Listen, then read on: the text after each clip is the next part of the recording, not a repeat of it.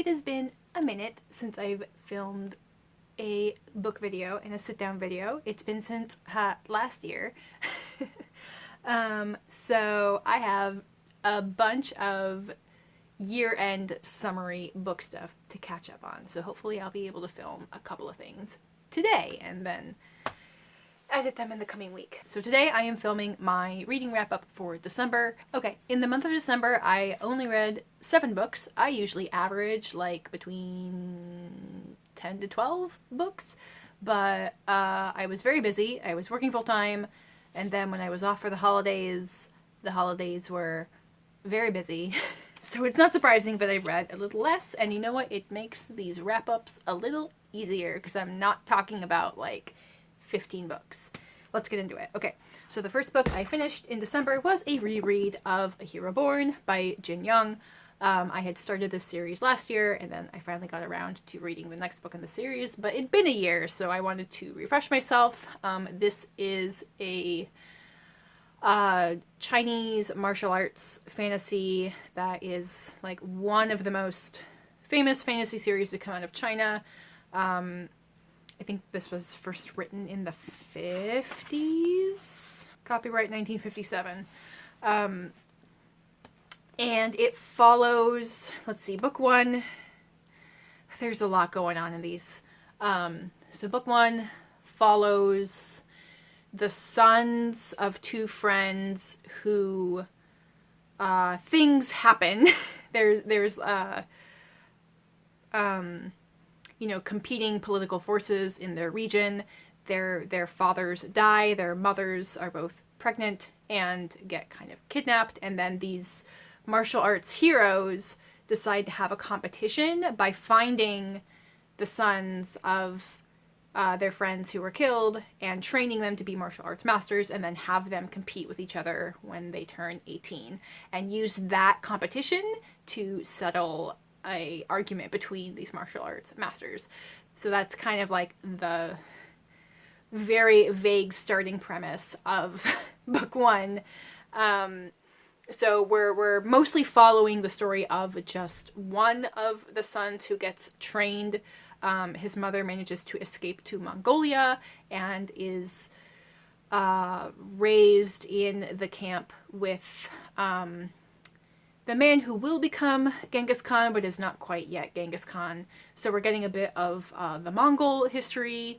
There's a lot. I read a tagline where someone said, people in China learn about Chinese history from Jin Yong's novels, because even though they have a fantasy element, the fantasy element is from the martial arts style. Think like Crouching Tiger, Hidden Dragon, where it's very, very physics defying. But a lot of the other historical elements are rooted in actual events. So anyway, I reread this. I still enjoyed it. I feel like I didn't enjoy it quite as much as the first time I read it, but I think it was because the first time I really didn't know what to expect. I think I was just like really impressed with how much I liked the characters and how much I was enjoying these fantastical fight scenes. I know that there's a couple of like film and TV adaptations, and I would kind of like to try to watch one of them because I want to see these fantastical fight scenes. Like they are like, I think also when I read this, I had just finished reading Jade City for the first time, and the martial arts fight scenes in those books are also fantastic. So I was just on like a martial arts fantasy kick when I read the first one. So anyway, I still really enjoyed it. But I feel like it didn't have like the newness impression of the first time I read it. Okay. The next book I read was The Silence of the Lambs by Thomas Harris. And the one note I actually wrote down about this was, it's like Legally Blonde for horror fans.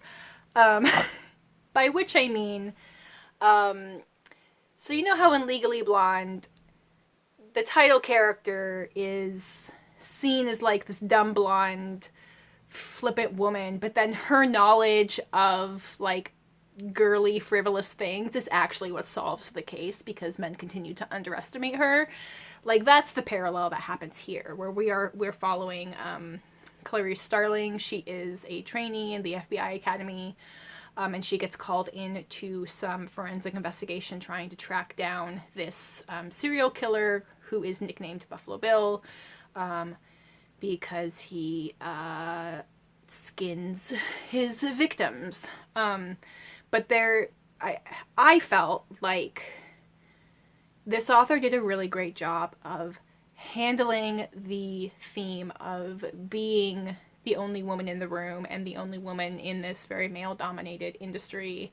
I thought he handled that perspective very well, especially because he makes this point that, like, you know, all of the victims are women, but then all of the men who are involved, but then everyone involved in this case is a man, and like that interesting relationship of like, even though like this person is dead, there is a loss of dignity of not having somebody try to follow up on your story who doesn't really know what your experience is. It's not just, you know, the sexism and challenges that Clarice faces, trying to earn her place in her industry, but it's also like, what is the significance of representation when, you know, all of the victims are women, and all of the victims are clearly targeted because they're women, and they're like, you know,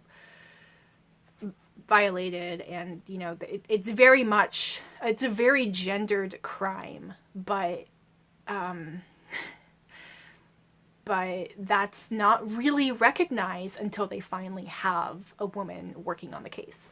There was this, I also like listened to this on audiobook, and I really like the audiobook narrator, and it really struck me. Here's this like one scene, I think it's the first time that Clarice is doing a medical autopsy on one of the victims. The paragraph starts with a realization from Crawford, who I believe is her supervisor in this scene. When she opened her mouth for the first time in Potter, her voice had more than its normal twang, and the force of it brought Crawford to the door to listen. Gentlemen, you officers and gentlemen, listen here a minute. Please. Now let me take care of her. She held her hands before their faces as she pulled on her gloves. There's things we need to do for her. You brought her this far, and I know her folks would thank you if they could.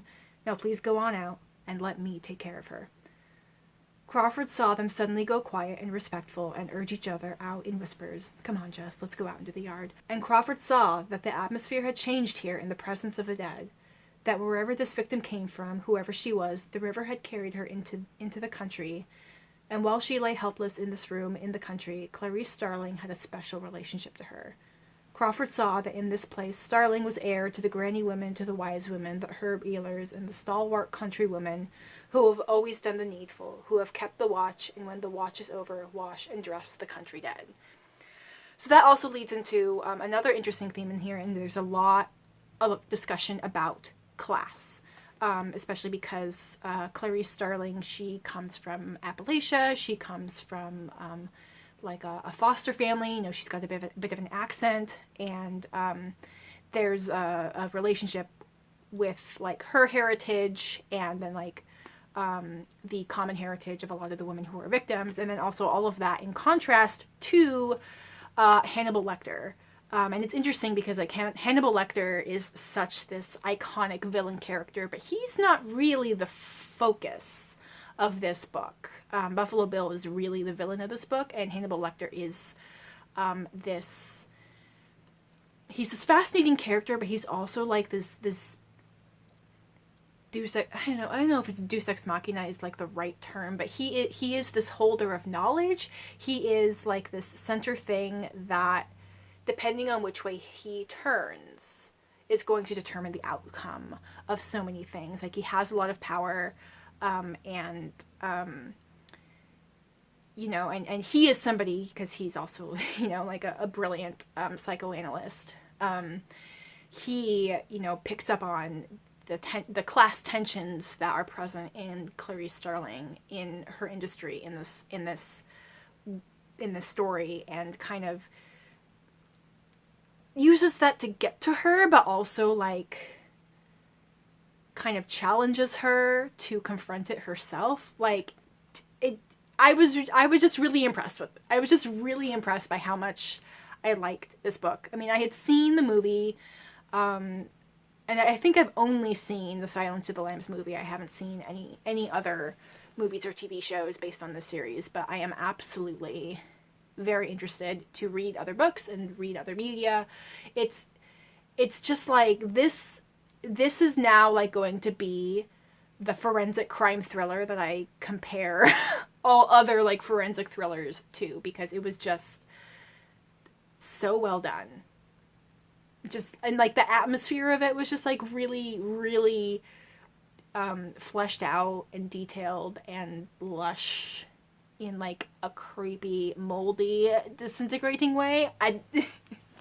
Anyway, 'twas excellent. I see the hype. Not for the faint of heart. Okay, so the next book I finished was Convenience Store Woman by Sayaka Murata, and it is translated from the Japanese by Ginny Takemori. This is a lovely little, it's a novel. It's not quite a novella.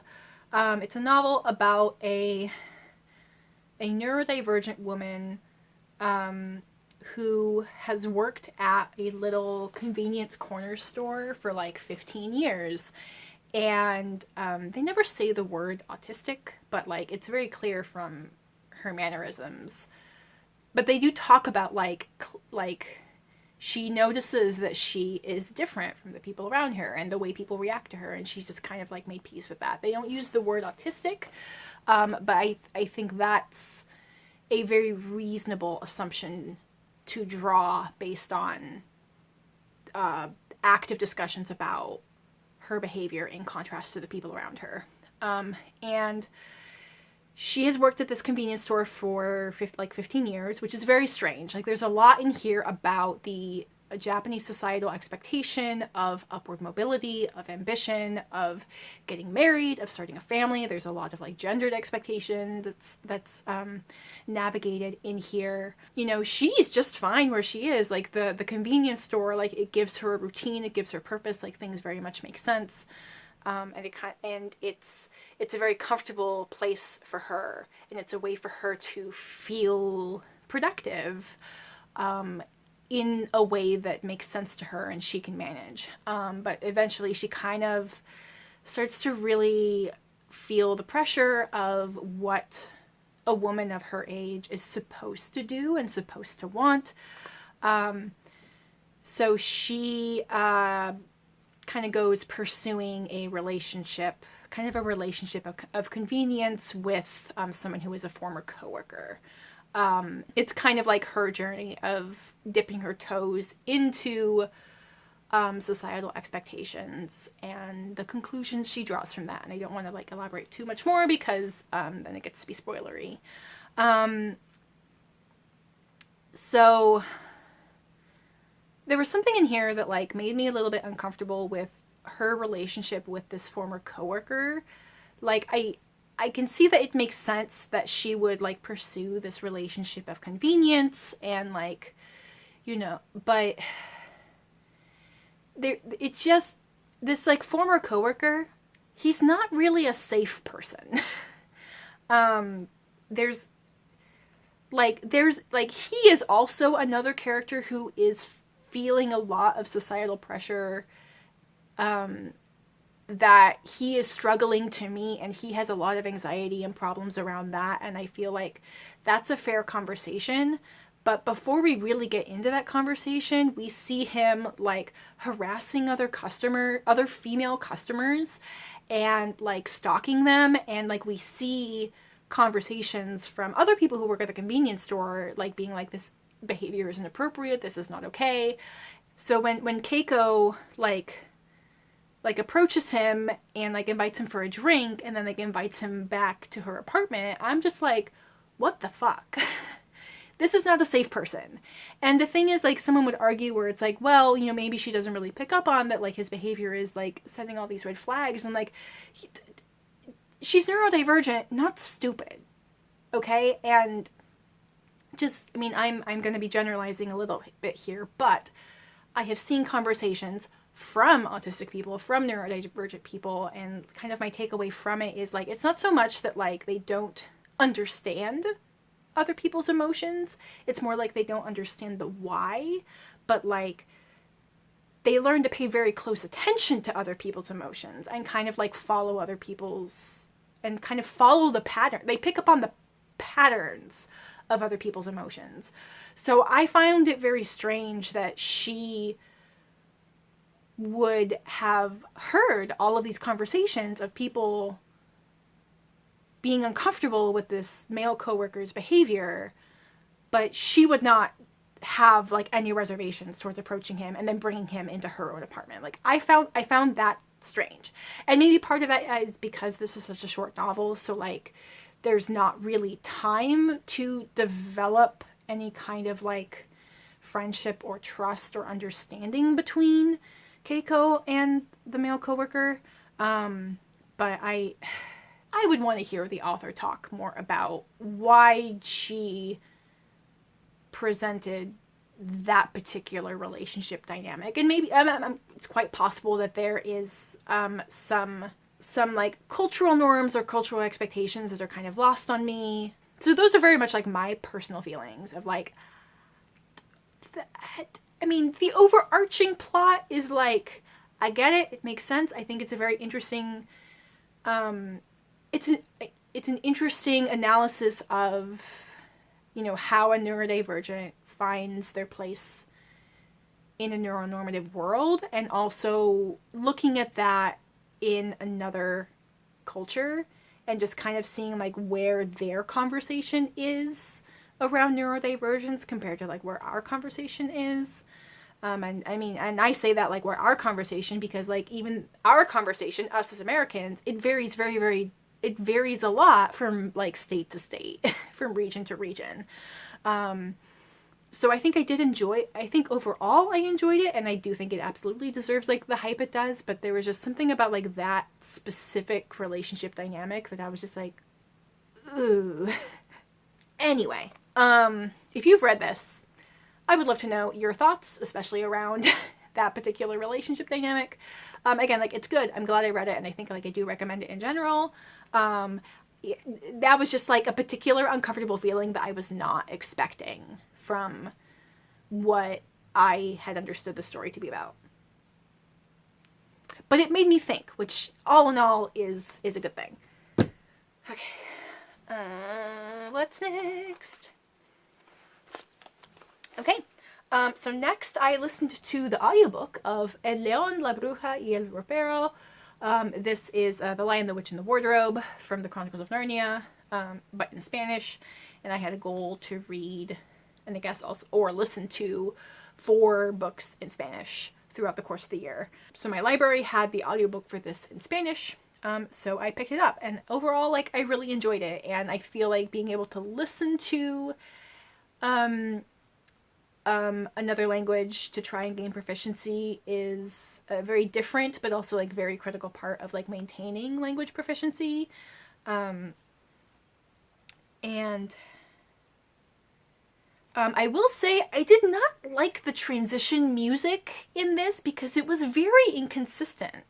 Like sometimes it would be like this classical music, and then there would be something with like electric guitars, and then there would be something that sounded like it was out of a dramatic movie sound. Like it didn't sound like the music was curated for the book. It felt like someone just typed in a mood into like a music search engine and just like picked something out of it with zero regard to how that music related to the other music that was already selected.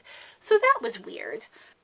Because this was a male narrator, I felt like his acting choice for the voice of the Ice Queen was very like drag-esque, which felt weird. And I think part of it is I liked Tilda Swinton's performance of the Ice Queen in the movie adaptation.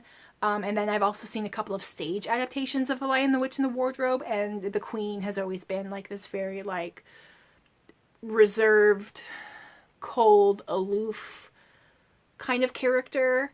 So to hear it, it just felt, it was just so different from any kind of image I already had about how the queen would act. So that was just kind of like, not my favorite, but I don't necessarily know if it's bad. It was just like, it was just kind of like grating against my preconceived image of the tone of the queen. But anyway, overall, I enjoyed it. Very familiar story. Very whimsical. I definitely like picked up, like I always knew that the Chronicles of Narnia follow a lot of very overt Christian themes. But now, like rereading this as an adult, like I would pick up on like quite a few more specific details, like the fact that the Ice Queen is said that like she is supposed to be like the demon Lilith, which I believe in the Bible is like one of the original fallen demons, or she's like the devil's bride or something. Like it's one of those like, you know,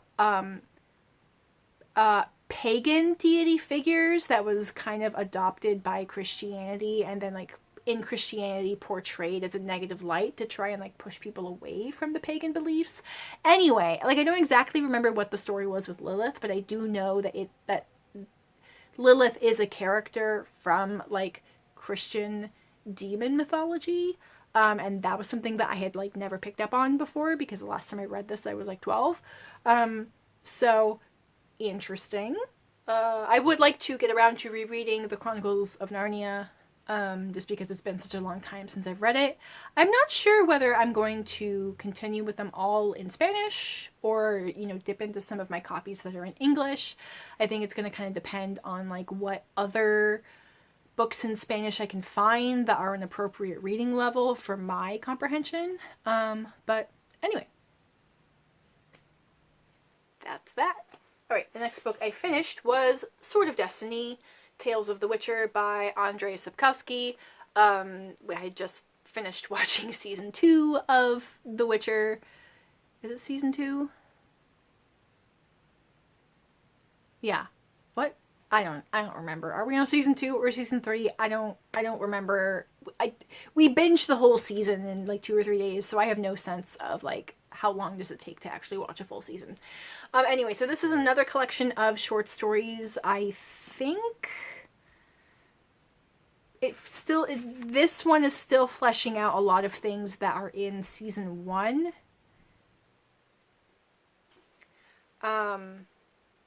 Actually, it's been long enough since I've read this that I'm kind of, well, it's like, it's been long enough since I've read this and since I watched season 2 that like things are blurring together. Also, this was one that I didn't take any notes on, so that's not helpful. I'm trying this thing where I'm like taking a few notes as I'm reading, not just like putting in bookmarks that then I never go through and read before I sit down to do my wrap up. So it's gonna be a work in progress. Anyway, I still enjoyed it. There was one story in here with like a mermaid that I would like to see. I would have liked to have seen in the Witcher show. I think they're kind of, now with the show, they're not so much doing the like short story vignettes. They're kind of more onto like the plot of the novels and maybe the games. I don't know. I'm a noob at this. I never played the games. I've never read the books before. Oh, and I also listened to part of this on audio. And it was very interesting to listen to the story with the mermaid because they describe like the mermaid's voice as, and her language as being very like sing-songy, and it's just a very different experience to hear the narrator actually like turn the dialogue into song, as opposed to just reading it and like just being told her language is very sing-songy. So that was fun, and I liked the narrator, except that Gerald had kind of like a Scottish brogue, which was weird because, you know, I've already got the imagery and the sounds of the TV show in my brain.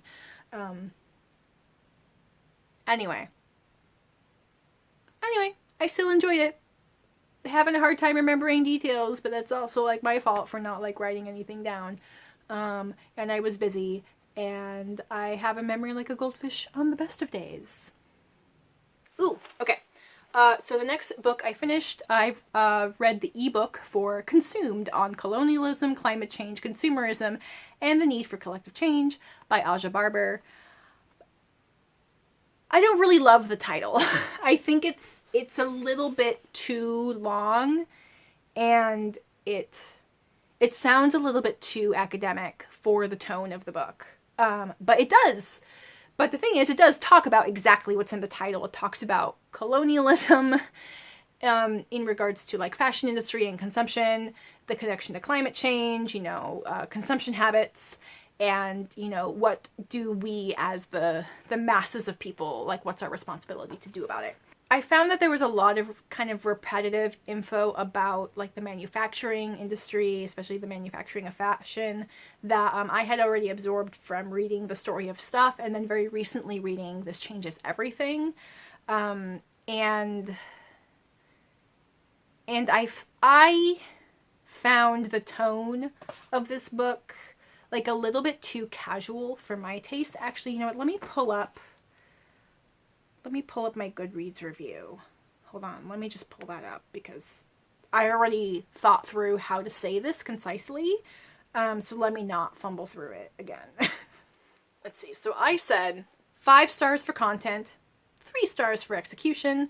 I've read a few books already that talk about overconsumption and capitalism and the climate crisis, so a lot of this book was a repeat of information I was already familiar with. I do really respect Aja's perspective in coming at these issues as a Black woman and as a person who grew up working class. I do feel like that's a perspective that is lacking in a lot of books published on these issues. I can tell that Aja is much more used to writing shorter Instagram posts or articles or giving interviews compared to the long-form cohesive narrative of a whole book. I can see that her very casual tone might turn off some nonfiction readers, but if you find, for example, Naomi Klein's writing from This Changes Everything too dense, then I think this book is like much more approachable. So by that I mean, yeah, there's just a lot of like casual phrases. There's a lot.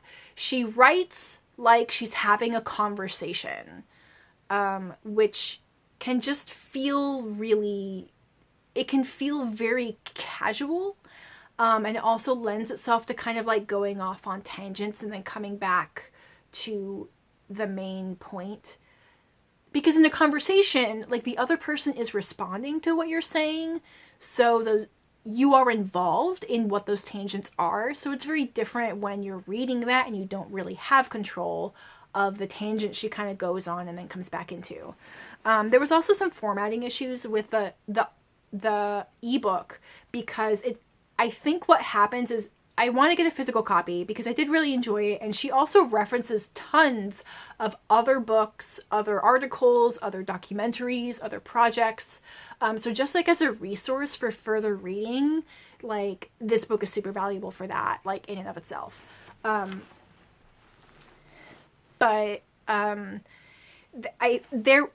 Like in the ebook, it would be like she's talking about something, and then there would be like a title and a page break, and then she would like talk about like her experience with buying cheap shoes, and then it would go back to what she was originally talking about. And I think what's happening is in the print book, let me just use this for example. I think like she would be talking about something and there would be like a highlighted anecdote box that would have like this tangent anecdote that was kind of related to the theme as a whole, but like you as the reader could choose to either finish the conversation that was happening and then go back to that tangent, because like that would make more sense to me. But in the ebook you had no choice but to completely change gears and then go back, and it didn't translate to ebook very well.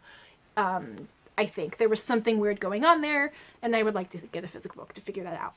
Anyway, I do really enjoy it. And I think a lot of why I enjoyed it was because I follow Barber on Instagram, and I'm very familiar with her work, and I'm very And, you know, I'm fucking rooting for her, and I'm rooting for the work that she does. But as far as, like, a book, it felt like it needed more editing. Because there's like a section that's like kind of memoir in terms of how she got into these sustainability issues. And then there's like a segment where she's like kind of having this back and forth conversation interview with some people.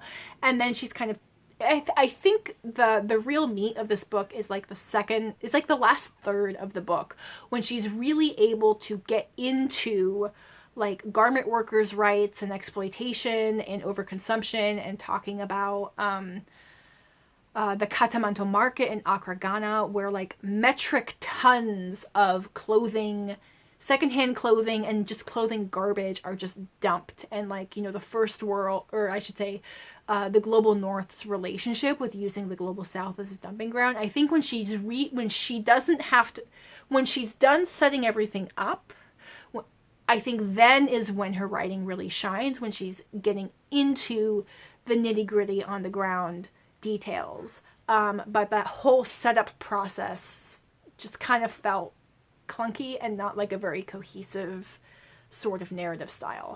But anyway, like I think again, like I said, like 5 stars for ideas, and for especially, again, like, you know, I see a lot of, you know, from the books that I've read and the books that I've wishlisted, like I don't see a lot of people of color and a lot of people who don't come from some kind of like privileged background being highlighted in this conversation. So I really think that her voice adds this very like valuable perspective, because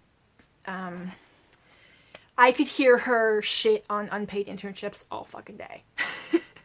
Because I also work in the arts, and that is a thing that my industry is really grappling with right now, especially after, not after, we're not done yet, but we definitely had a coming to terms with the elitism of unpaid internships or stipend wages, because of the pandemic. Because everything came to a pause, my industry was able to kind of like talk about this shit that people have been too tired to sit down and vent about. So lots of solidarity with Andrzej Barber in that, in the gatekeeping that is unpaid or low wage internships into this work. Anyway, and then the last book I finished was A Bond Undone by Jin Yong. This is book 2 in the Legends of the Condor series, the first one being A Hero Born. I mostly listened to this over like 2 days on a very long car ride, but I also like read a little bit of it in person. So there's some parallels in this one to the plot of the first book, so the first book has this competition of the student.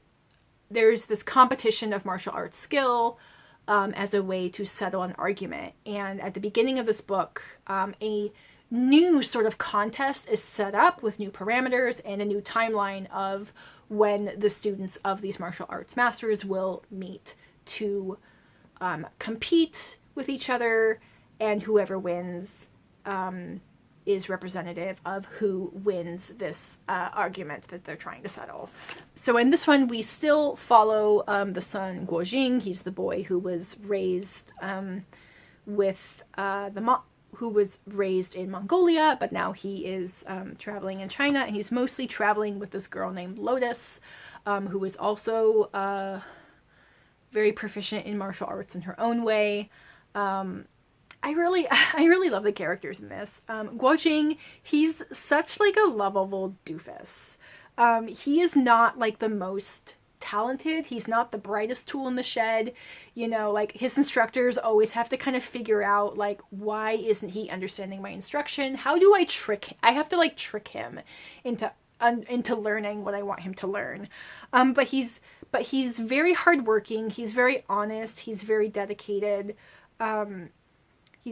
And, you know, sometimes they're just like, just repeat it 100 times. And he's like, okay, I'll repeat it 100 times. And it's just very interesting that, like, he learns how to do things without, like, as soon as he stops trying to understand it and just do it, that's when he kind of learns it.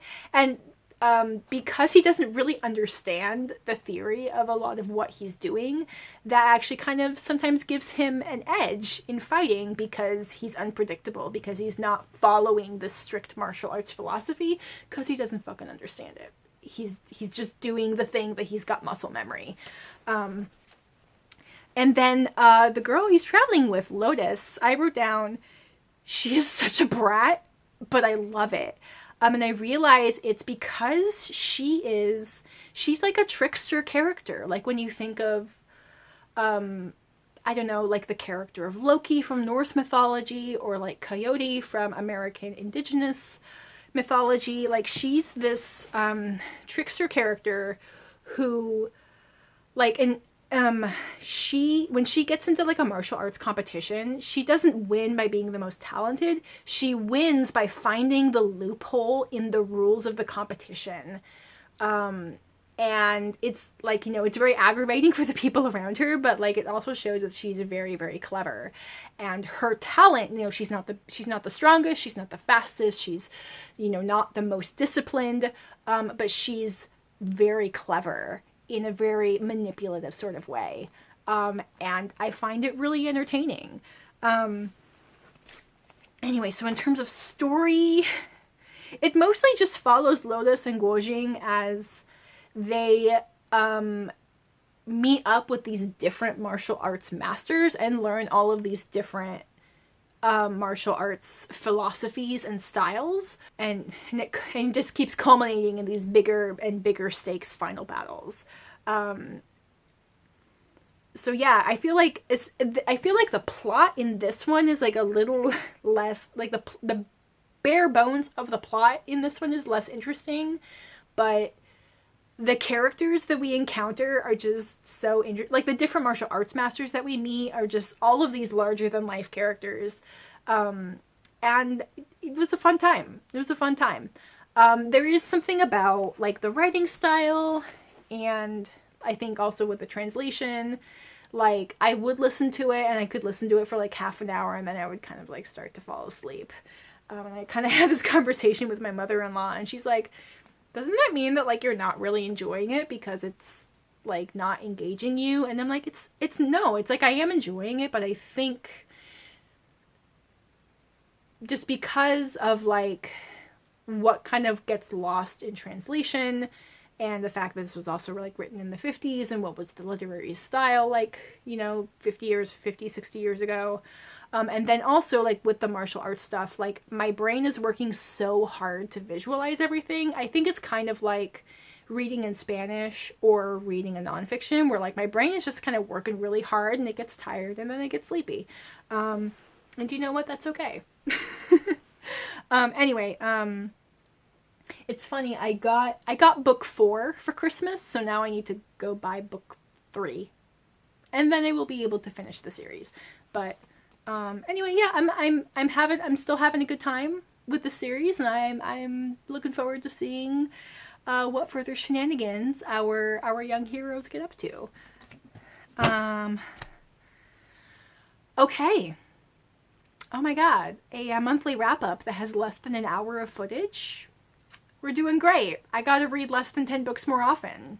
Future me will thank me. Anyway, so that's the video. I hope you enjoyed it. I hope you had a great December reading month. I hope you had a great 2021 reading year, and that your future reading year is also great.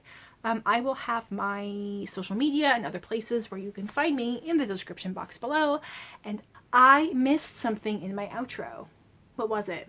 Oh, I encourage you to go out into the world and be curious. And I will catch you folks in my next video. Bye!